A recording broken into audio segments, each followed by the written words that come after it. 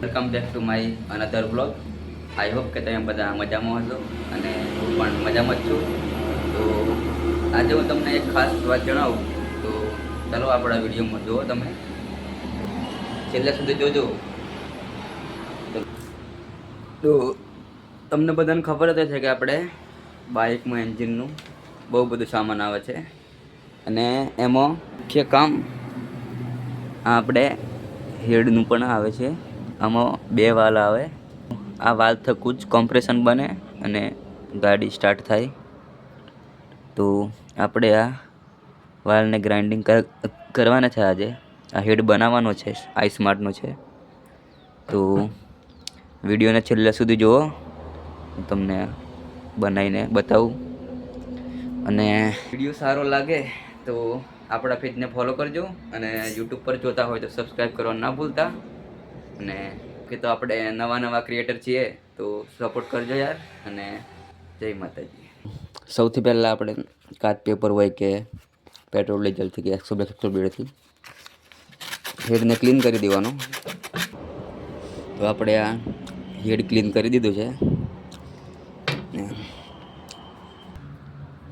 આ વાલ આપણે હવે ગ્રાઇન્ડિંગ કરીશું. તો એક આવી પાઇપ લેવાની તમારે, પછી આ વાલ આમાં ભરવી દેવાનું. આ એમરી આવે એ બજારમાંથી તમને મળી જાય. તમે પણ તમારી શોપ ચાલતી હોય તો આ રીતે ગ્રાઇન્ડિંગ કરી શકો. નીચેથી આ પાઇપ ભરવી દીધી. જ્યાર સુધી કમ્પ્લીટ ના થાય ત્યાર સુધી ઘસતું રહેવાનું. થોડુંક ના ઘસાય એમ લાગે થોડુંક ઓઇલ લઈ લેવાનું. ઓઇલ જેમ જેમ જરૂર પડે એમ એમરી નાખતી જવાય થોડી. તો તમે જોઈ શકો છો આ વાલ ગ્રાઇન્ડિંગ થઈ ગયો છે. અને હવે આપણે આ બાજુવાળો કરશું. આ દેખાય થોડુંક ઓઇલ લગાડી દઈએ. બે એમરી પણ લગાવી દઈએ. જ્યાર સુધી કમ્પ્લીટ વાલ ના ગેહાઈ જાય ત્યાર સુધી ગેહતા રહો. પરફેક્ટ વાલ ગયા તો જ તમારે ઓપરેશન આવે ને કે નહીં આવે. કમેન્ટ જરૂરથી કરજો. કમેન્ટ કરવાનું ના ભૂલતા,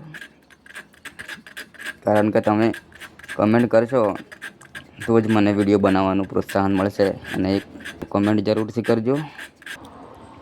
તો ફાઇનલી આપણે વાલ બનીને તૈયાર થઈ ગયા છે. વિડીયોમાં કમેન્ટ કરવા ના ભૂલતા અને શેર જરૂરથી કરજો. અને આપણે ઇન્સ્ટાગ્રામ આઈડીને ફોલો બી કરી દેજો. અને બાકી તો જય માતાજી.